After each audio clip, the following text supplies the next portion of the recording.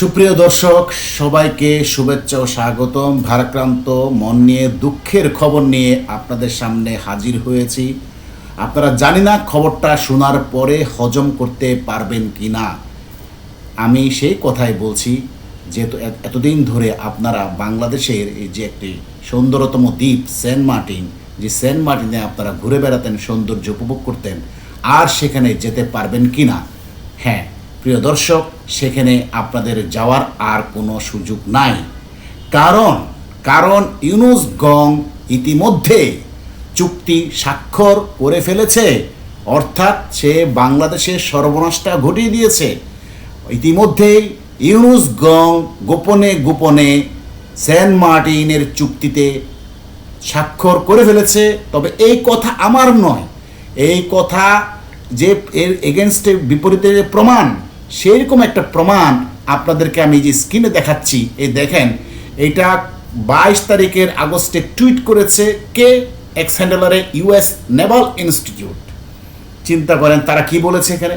Bangladesh could be an important security partner for the United States with desirable facilities on the Bay of Bengal and interest in a free and open Indo Pacific.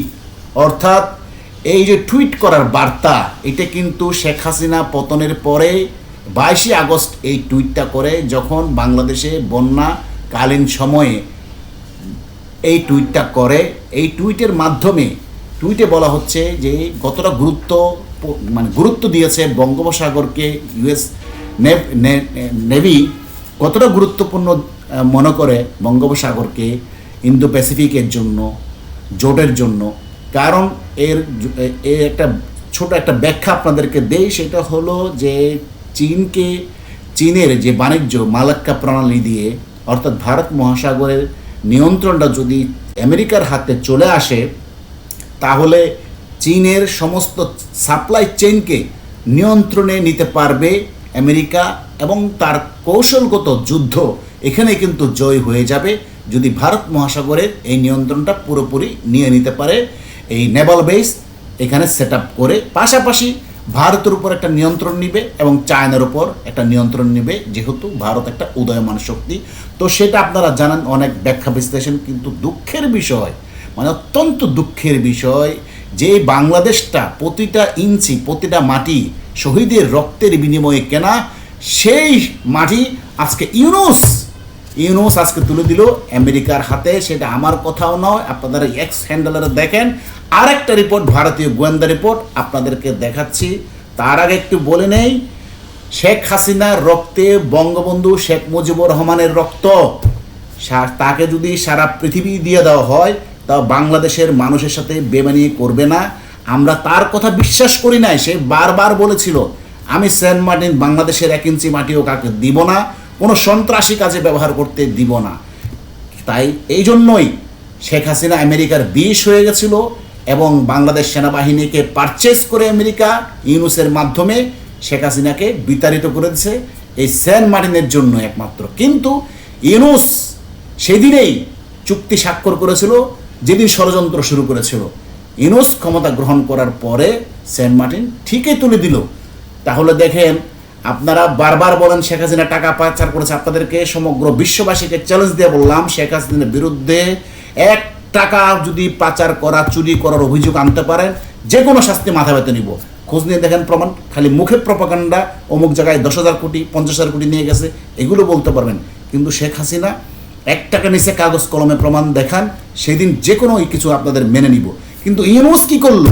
আমার দেশের এরকম একটা দ্বীপ, যেখানে মানুষের যাওয়ার জায়গা না, একটা দ্বীপে ঘুরতে যেত, সেই দ্বীপটা পর্যন্ত দিয়ে দিল।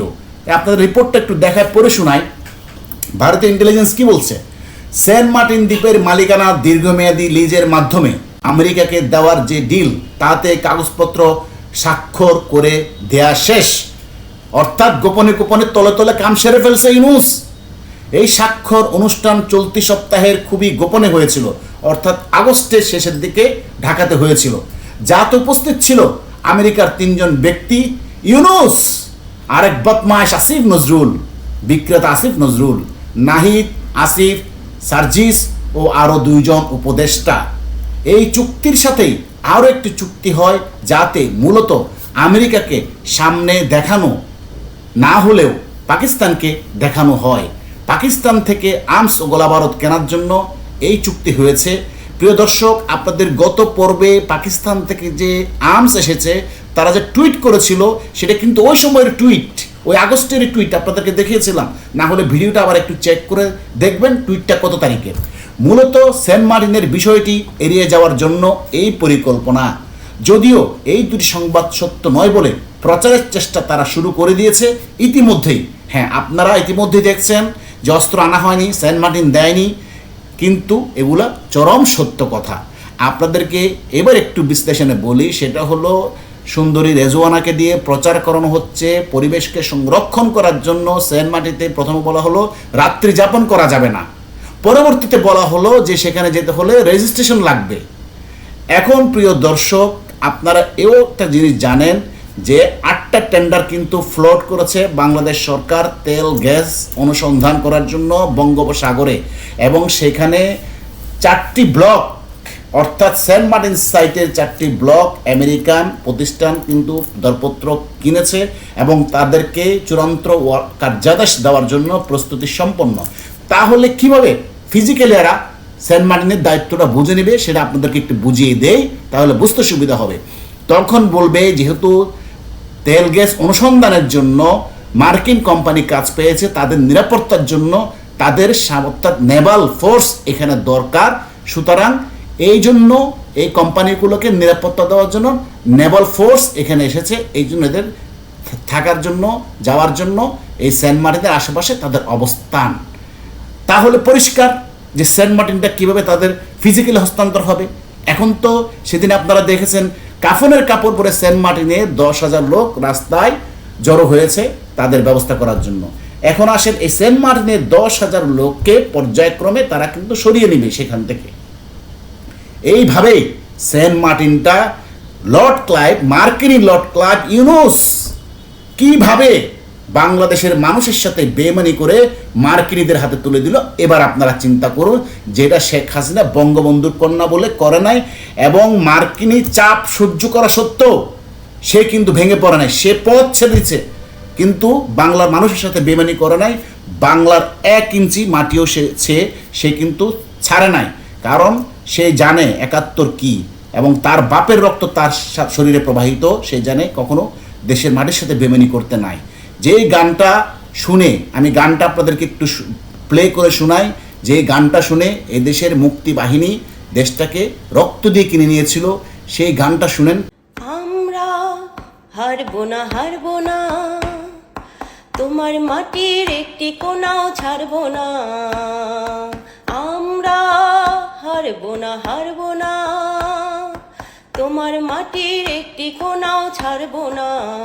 আমরা পাজর দিয়ে দুর্গ ঘাটি গড়তে জানি, তোমার ভয় নেই মা। কত আবেগ দিয়ে এই মহিলা গানটা গাইছে। আর সেই মাটি এই কুখ্যাত ইউনুস, এই লর্ড ক্লাইভ ইউনুস আমার এই দ্বীপটাকে তুলে দিল। আপনারা কি পারবেন হজম করতে? হ্যাঁ, হজম করতে পারবেন না। হয়তো পাকিস্তানি পেতাত্তা যেগুলো আছে, রাজাকারের নাতিপুত, এরা সহ্য করবে, কোনো দেশপ্রেমিক নাগরিক এরা সহ্য করতে পারবে না। আপনাদের সেই আর সেন্ট মার্টিনে যাওয়া হবে না, ভুলে যান সেন্ট মার্টিনের কথা। আর আরেকটা কথা বলে রাখি প্রিয় দর্শক, এই সেন্ট মার্টিনকে আর ফেরানো সম্ভব না, যেহেতু চুক্তি স্বাক্ষর হয়ে গেছে। এটা আন্তর্জাতিক আদালতেও যদি আপনি যান, সেখানেও আপনি আমেরিকার সাথে লড়াই করে পারবেন না, কারণ আমেরিকার অলরেডি গ্রিপে সেন্ট মার্টিন। তার স্বাক্ষর যা করার দরকার সে নিয়ে গেছে। কোনোদিন যদি শেখ হাসিনা ক্ষমতায় আসে, সেও এটাকে কখনো আর ফিরে আনতে পারবে না, কারণ আমেরিকার সাথে লড়াই করার ক্ষমতা কারো নাই। সুতরাং ইউনুস মার্কিন লর্ড ক্লাইভ ইউনুস তার সামরিক বাহিনীর প্রেতাত্তা, পাকিস্তানি কিছু প্রেতাত্তাদের সহযোগিতায় সেই দিন বেমানি করে শেখ হাসিনাকে ক্ষমতাচ্যুত করেছিল। সেই জুনিয়র কিছু হিজবুত তাহরির শিবিরের জুনিয়র সেনাবাহিনীর কর্মকর্তা এবং কিছু বিপদগামী জেনারেল, যেগুলো পাকিস্তানি প্রেতাত্তা, কেন করেছিল? এই দেশকে বিক্রি করার জন্য, নিজেরা লাভবান হওয়ার জন্য এই সমস্ত কার্যক্রমে তারা লিপ্ত হয়েছিল। এখন আপনারা প্রিয় দর্শক বিবেচনা করে দেখুন এই ইউনুসকে ক্ষমা করবেন কিনা। তো ধন্যবাদ, কষ্ট নিয়ে বিদায় নিলাম। আপনারা ভাবতে থাকুন কি করবেন, এবং দেশকে আরও কতভাবে ইউনুস কি করবে সেটার জন্য অপেক্ষা করুন। সবাইকে ধন্যবাদ। আবার কথা হবে অন্য বিষয়।